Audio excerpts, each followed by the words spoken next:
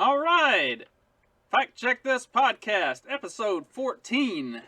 My original plan was only to do one this week, but as more information is released about Biden's transition team and the people that he's going to have in his cabinet, and as it looks more and more like they are just going to be retreads of the same old thing that, like, even the left hate about politics, I couldn't help myself but to do an episode and talk about it. It's getting kind of funny, and it's going to get really funny as it goes.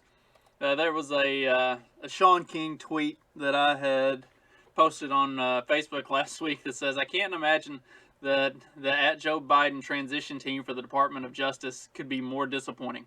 Most are corporate lawyers, no progressive prosecutors, no public defenders, no professors who focus on reform and change, no impacted families or organizers." And it's like, come on, Sean. What did you think was going to happen?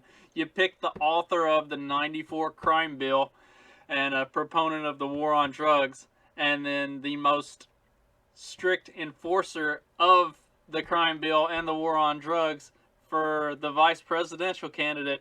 Like, these are the people you chose, and you expected reform. You expected people who were going to come in and actually change the system and do anything to fix the problems that have been plaguing this country, and especially have been plaguing minority communities, black communities specifically, for the last 30 years.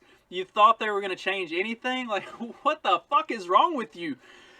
And this is like the insanity of the whole thing, is that for some reason the ultra progressive, super woke left thought that Joe Biden was going to be a change, that something new or different was going to happen. They were going to get rid of Trump, and then suddenly the ultra woke were going to take over the country. Like, the establishment left does not give a single solitary shit about any of those people or any of those causes or any of those things. Those things are not, they are not money makers as far as a governmental regime goes. They are fun talking points that get the right people fired up and engaged in the election cycle, but they are not long-term beneficial platforms to push forward as a political regime. And the fact that the leftists don't understand that, it's just a removal from reality, honestly. And if any of us really thought that the super woke ultra left demographic was ever actually living in true reality, like we all knew that they weren't, but you're really getting to see it like come into full display. So here's another article or a post. It was in the final debate, Biden said that Obama was the one who built the cages, not him. Well, Biden just named Cecilia Munoz, Obama's immigration advisor, who defended separating children from their families and then caging and deporting them, to his transition team.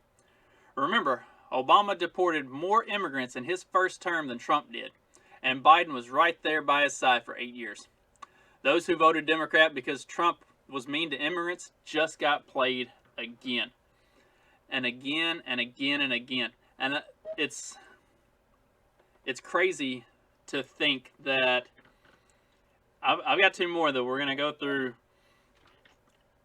Nothing is going to change with a Biden administration. In fact, if you thought Trump was bad and his policies were bad, you ain't seen nothing yet, baby. It is coming down the pike right now. Biden is everything establishment about the government. He is everything that progressives hate. He's been in it for 50 fucking years. If you haven't figured out at this point that he is the establishment, he is not some anti-establishment, he is not some bastion of hope and change and reform. He is the guy who wrote half of this stuff, and there's no way he's changing any of it. It's just going to keep getting worse. So then Joe Biden also, he's nominating Janet Yellen as his Treasury Secretary, and there's some excitement on the left about Janet Yellen as the Treasury Secretary because she will be very receptive to and help push forward more stimulus packages. And the Dow Jones Industrial Average and the stock market and everything, they reacted positively to the announcement that she would be the Treasury Secretary. And this is something that I think gets lost on the average person who doesn't understand how all this stuff works and kind of gets overlooked. So she was Janet Yellen is considered like a safe pick. She's a stone cold lock is what they're calling her nomination.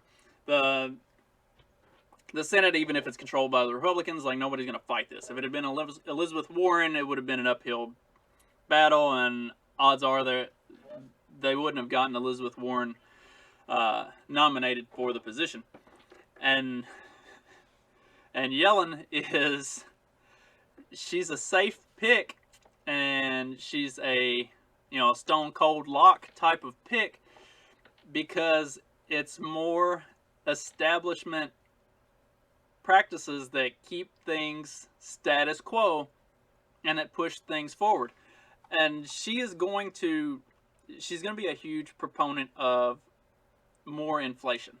So it's something that I've been saying for a while is that what we're going to get to see here over the next 4 years is the U.S. dollar is going to become, well, it's already worthless. It's the dollar is propped up by hopes and dreams, and really there's nothing substantial underneath it. And eventually, everybody's going to figure out that there is no foundation and it's going to fall in on itself. But that's part of why the stock market rallied around the announcement of her as the Treasury Secretary, not because it's going to be a good thing for the economy, but because it's going to be a good thing for those who already have the power and the money. So the stock market rallies around good news for the stock market, not necessarily good news for the actual economy or the business sector. And that's something that so the stock market has created this bubble that it's riding on, and eventually that bubble is going to pop. And what we've gotten over the last 4 to 8 years is really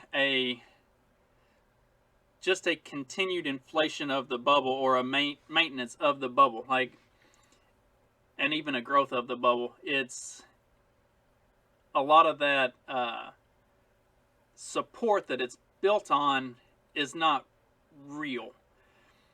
And with inflation and everything the way it is, and the deficit that the country is running up,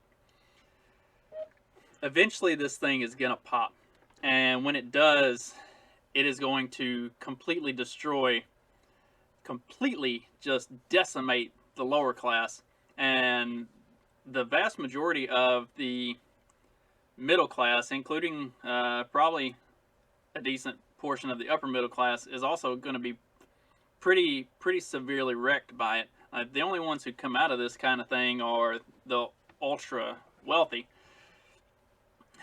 And more stimulus is not anything that's going to be beneficial to anybody in all of this. It's just going to continue to create additional inflation, and it's going to continue to blow that bubble up to the popping point. So, of course, the establishment and the markets are happy about Janet Yellen as the Secretary of the Treasury, but it really doesn't do anything positive for, honestly, the bulk demographic that voted for Democrats and that should be hoping for some sort of economic reform or anything that's going to change things and make things better. I don't know, it's kind of crazy. And then the last one that I wanted to hit on, Deputy CIA Director Avril Haines. Avril Haines is a war hawk. She has actually been a supporter of people who are directly implicated in CIA torture. She has been a proponent of bombing and drone strikes, and this is the person that Biden has tabbed for his CIA director. Like, Joe Biden is a part of the war party. The Democrats are not the party of peace. They're not anti-war anymore. If they ever were, more than just in word alone. So it was popular for the Democrats to be anti-war when George W. Bush was waging all of his wars. But then as soon as they took power with the Obama presidency, they didn't do anything to reverse course on that. They didn't even do anything to change the direction of that. They just continued to be a war-hawking, war machine party. And then as Trump came into office and actually attempted to dial back troop levels and attempted to do, at least in principle and in conversation, attempted to dial some of that back, the Democrats showed themselves to be even more and more of a war party to push that we needed to stay in these wars and we didn't need to draw down troop levels. The theme of this podcast is just nothing is going to change. Like, Joe Biden is not, Obama was not the usher of hope and change. He just pushed forward more of the same stuff, and Joe Biden is going to be even more of the same. And I don't know how long it's going to take before people start to understand and start to realize that both parties, neither of them are for you. Neither of them are for the American people. They're all for themselves and for what keeps them in power, what keeps them rich.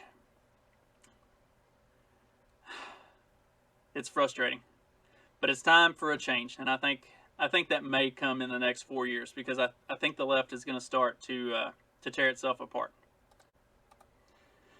And on that topic, like, what I foresee coming over the next 4 years is going to be more or less, I hope it happens for sure, but I think it's going to be an implosion of the Democratic Party. Because you've got the extremely woke, progressive, ultra-leftists, and then you've got just like the run-of-the-mill war hawk Democrats. And the establishment, like I said before, the establishment doesn't really care about the woke progressive agenda. What they care about is using that woke progressive agenda to push forward their election goals, but not to actually push forward the goals or the policies of that branch of their party. And after 2 consecutive primary sessions where Bernie Sanders has very, very clearly gotten shafted by the establishment, how long can the Democratic Party keep pushing forward like this before the Bernie Bros and the Democratic Socialists and all of those start to get fed up with it and say, no, we're not going to put up with this shit anymore. We're going to break off and we're going to do our own thing. And then even pushing further to the left is the Antifa, the Black Lives Matter, riotous groups, not the people who say the words Black Lives Matter and mean an actual concern for the community, but BLM as an organization itself and its extremist radical views, and the people who go out and riot and protest and are causing trouble in the name of, or in that, that organization. It's gonna get pretty wild, because you're gonna have the bulk section of the Democratic Party that is, the more moderate, run-of-the-mill classical Democrats, and then you're gonna have the Bernie Bro faction that's somewhere more considerably further to the left, and then you're going to have that extremist left wing, like super woke, super progressive faction, and they're going to start tearing themselves apart. Like I feel like the party is going to start to see that divide, because now they've got control of the White House back, and the establishment Democrats are just going to push forward with the same old establishment shit, and they're not going to pay any attention to that progressive, super woke agenda. And the more they continue to ignore that and not actually push forward with that and not do anything to push that agenda forward, the more it's going to alienate that side, and that is the loud, vocal, violent, kick, scream, throw a temper tantrum side. And so as they continue to see that they're being ignored and they're not actually getting anything done at the federal level, they're going to become more violent. They're going to become more outrageous and loud, and it is going to result in a clash within the Democratic Party. And I'm not sure if nothing changes with the way the Democrats go about handling their business, which they are excellent at handling their business. I mean, look at the way they rallied around Hillary and pushed her into the nomination in 2016. Look at the way they rallied around Joe Biden and pushed him into the nomination here in 2020. Look at the way they've handled the election. Whether you believe in the voter fraud or the tampering or any of the conspiracy theories that are circling about the whole election process and what all has happened, it's hard to deny that they pretty successfully pulled everything together and made sure that it went the way they wanted it to go. And with a party like that, they're not gonna be swayed by those fringe voices on the extreme left. They're going to continue to push forward their agenda and the things that have made them successful and that have made them rich and that have given them the power. And so what you're going to see is there's going to be a schism within the Democratic power structure, and I think it could get really ugly, and I think it could be really interesting. I think it's going to be super interesting for those of us who are sitting somewhere in the middle and hate both sides, because at the end of the day, the second thing that you'll see come out of all of that is the Republicans really have no idea what to do with power. They have no idea how to go about handling power once they get it. They don't know how to corral power and take advantage of it. They don't know how to grow it and expand on it. I mean, Trump was an example of the right-wing opportunity to grasp at a new way to manipulate and influence and use power to create something that drives the party forward. And instead, they've fought with him. They've pushed it away, and really they have fumbled that opportunity pretty severely. And it's because the right doesn't know what to do with power. Like, they're too worried about being nice and not being disliked. And I think that is at least something that the left has embraced, is you can be disliked as long as you have 51% of the vote, or you are able to swing the right places in the right ways at the right times. And the Democratic Party they are the masters of it. And the Republicans just fucking suck at it. And it's a terrible shame because they had an opportunity with Trump and they didn't want it, or they didn't know what to do with it.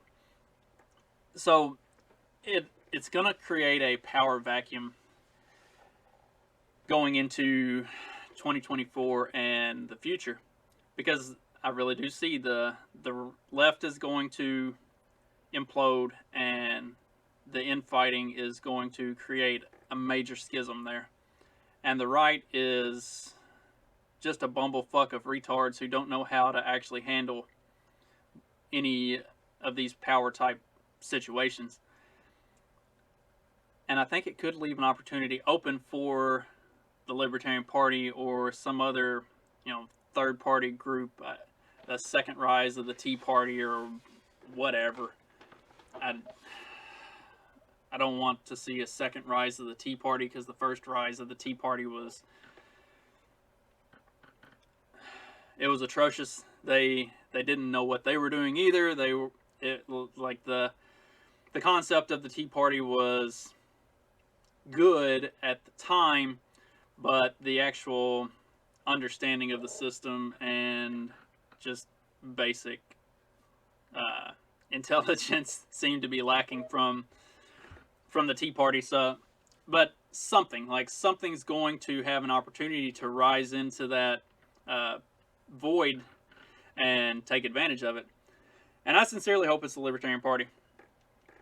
But in the meantime, I am definitely going to enjoy watching the left continue to rip itself apart. I get great enjoyment from watching liberal cities burn to the ground because liberals are mad at the people who don't live in their cities. I don't know.